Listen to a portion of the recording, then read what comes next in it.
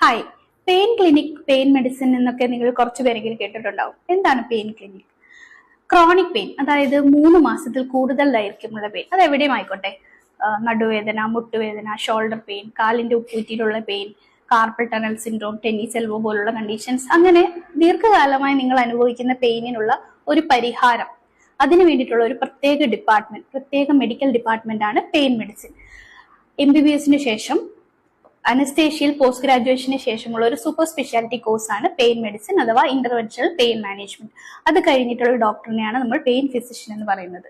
Pain ക്ലിനിക്കിൽ എന്താണ് നമ്മൾ ചെയ്യുന്നത്? നേരത്തെ പറഞ്ഞതുപോലെയുള്ള പെയിൻ കണ്ടീഷൻസ്, കുറച്ച് നാളായിട്ട് നമ്മളെ അലട്ടുന്ന ഒരു പെയിൻ കണ്ടീഷൻ ഉള്ള ഒരു പേഷ്യന്റ് പെയിൻ ക്ലിനിക്കിലേക്ക് വരുന്നു.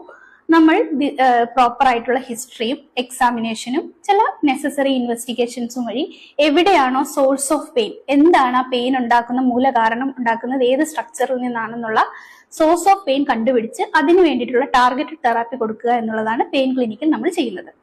ഫോർ എക്സാമ്പിൾ, ഇപ്പൊ നമ്മൾ ഷോൾഡർ പെയിൻ ആയിട്ട് ഒരു പേഷ്യന്റ് വന്നാൽ, ഷോൾഡർ പെയിൻ ഉള്ള കാരണങ്ങൾ ഒന്നെങ്കിൽ മസിൽ ആവാം, ടെൻഡൻ ആവാം, ബോൺ ആവാം, ലിഗമെന്റ് ആവാം, ഏത് സ്ട്രക്ചർ മൂലവുമുള്ള പെയിൻ ആവാം, അത് ബർസൈറ്റിസ് ആവാം. സോ നമ്മൾ USG സ്കാനിങ്ങിലൂടെയോ അല്ലെങ്കിൽ മറ്റ് എക്സാമിനേഷനുകളുടെയും സ്പെഷ്യൽ ടെസ്റ്റുകളിലൂടെയും ആ ജോയിന്റിന്റെ മൂവ്മെന്റുകൾ ടെസ്റ്റ് ചെയ്യുന്ന സ്പെഷ്യൽ ടെസ്റ്റുകളിലൂടെയും ഏതാണ് ആ സോഴ്സ് ഓഫ് പെയിൻ എന്നുള്ളത് ഐഡന്റിഫൈ ചെയ്ത് അതിലേക്കുള്ള ടാർഗറ്റഡ് തെറാപ്പി നമ്മൾ പേഷ്യന്റിന് നിർദ്ദേശിക്കും. യൂഷ്വലി നമ്മൾ ചെയ്യുന്ന ട്രീറ്റ്മെന്റുകളിൽ ഒന്ന് നമുക്ക് ഫാർമക്കോതെറാപ്പി, അതായത് നമ്മൾ സാധാരണ പോലെയുള്ള ടാബ്ലറ്റുകൾ. എന്താണ് പെയിൻ, ആ പെയിൻ ഉണ്ടാക്കുന്ന സ്ട്രക്ചറിനെ കണ്ടുപിടിച്ച് നെർവ് പെയിൻ ആണോ അല്ലാത്തുള്ള പെയിൻ ആണോ എന്നുള്ളതനുസരിച്ചിട്ട് ഏത് ടാബ്ലറ്റ് ആണോ അതിനുത്തമം എന്നുള്ളതനുസരിച്ചിട്ട് നമ്മൾ ടാബ്ലറ്റ് പ്രിസ്ക്രൈബ് ചെയ്യുന്നു. അതാണ് ഫാർമക്കോതെറാപ്പി. പിന്നുള്ളത് ഫിസിയോതെറാപ്പി. എല്ലാവർക്കും അറിയാവുന്ന പോലെ മിക്കവാറും കുറെ നാളുകളായിട്ടുള്ള ജോയിന്റ് പെയിൻ അടങ്ങിയിട്ടുള്ള കണ്ടീഷൻസിൽ നമുക്ക് മിക്കവാറും ഫിസിയോതെറാപ്പിയുടെ ആവശ്യം വേണ്ടി വന്നേക്കാം.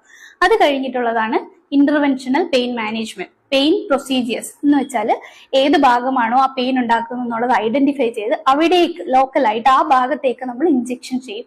സ്റ്റിറോയിഡ് ഇഞ്ചെക്ഷൻസ് ഉണ്ട്, ലോക്കൽ അനസ്തെറ്റിക് ഇഞ്ചെക്ഷൻസ്, അത് അങ്ങനെയുള്ള പല പല ഇഞ്ചെക്ഷൻസ് ഉണ്ട്. ആ ഇഞ്ചെക്ഷൻസ് ആ പർട്ടിക്കുലർ ഏരിയയിലേക്ക് തന്നെ കൊടുക്കുമ്പോൾ നമ്മൾ സാധാരണയായിട്ട് ഒരു IV ഇഞ്ചെക്ഷൻസ് എടുക്കുന്നതോ അല്ലെങ്കിൽ ടാബ്ലറ്റ് എടുക്കുന്നതിനേക്കാളും കുറച്ചും കൂടി ബെറ്റർ ആയിട്ടുള്ള ഒരു റിസൾട്ട് ആയിരിക്കും നമുക്ക് കിട്ടുക.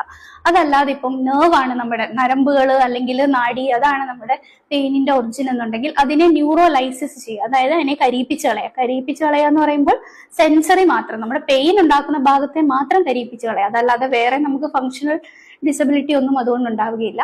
ആ ഭാഗത്തിനെ കണ്ടുപിടിച്ച് അതിനെ കരിയിപ്പിച്ച് കളയുന്ന പോലുള്ള ന്യൂറോലൈസിസ് പ്രൊസീജിയർ, ഇങ്ങനെ കുറെ പ്രൊസീജിയേഴ്സ് വഴി ടാർഗറ്റഡ് തെറാപ്പി, എവിടെയാണോ പെയിൻ, എന്താണോ പെയിനിന് കാരണമാകുന്നുള്ള പർട്ടിക്കുലർ ഏരിയ കണ്ടുപിടിച്ച് അവിടേക്ക് മാത്രമായിട്ട് നമ്മൾ ചെയ്യുന്ന കുറെ പ്രൊസീജിയേഴ്സും നമ്മൾ പെയിൻ ക്ലിനിക്കിൽ ചെയ്യുന്നതാണ്. ഇതെല്ലാം നമ്മൾ USG ഗൈഡ് സ്കാനിങ് വെച്ചിട്ടോ അല്ലെങ്കിൽ എക്സ്റേയുടെ ഗൈഡൻസിലോ, ഫ്ലൂറോസ്കോപ്പി എന്ന് പറയും, ഇതൊക്കെ വഴി ചെയ്യുന്നത് കാരണം പ്രത്യേകിച്ച് സൈഡ് എഫക്റ്റുകൾ ഒന്നും ഇല്ലാതെ തന്നെ ഒന്നോ രണ്ടോ പ്രൊസീജിയർ കൊണ്ട് തന്നെ നമുക്ക് ദീർഘകാലത്തേക്ക് പെയിനിൽ നിന്ന് മുക്തി നേടാൻ പറ്റും. നിങ്ങൾക്ക് അറിയാവുന്നവർക്ക്, നിങ്ങളുടെ ഫാമിലിയിലോ നിങ്ങൾക്ക് അറിയാവുന്നവർക്കോ നിങ്ങളുടെ ഫ്രണ്ട് സർക്കിളിലുള്ള ആർക്കെങ്കിലും ഒക്കെ ഇങ്ങനെയൊക്കെയുള്ള ബുദ്ധിമുട്ടുകൾ എന്തായാലും ഉണ്ടായിരിക്കും. സോ അവർക്കൊക്കെ ഈ പേജ് ഫോളോ ചെയ്യുക. ഇനിയും കൂടുതൽ ഡീറ്റെയിൽഡ് ആയിട്ടുള്ള ഓരോ കണ്ടീഷൻസിനെ പറ്റി ആയിരിക്കും നമ്മളിവിടെ ചർച്ച ചെയ്യുന്നത്. നിങ്ങൾക്ക് എന്തെങ്കിലും ഡൗട്ടുകൾ ഉണ്ടെന്നുണ്ടെങ്കിലും കോൺടാക്ട് ചെയ്യാവുന്നതാണ്. Okay, by.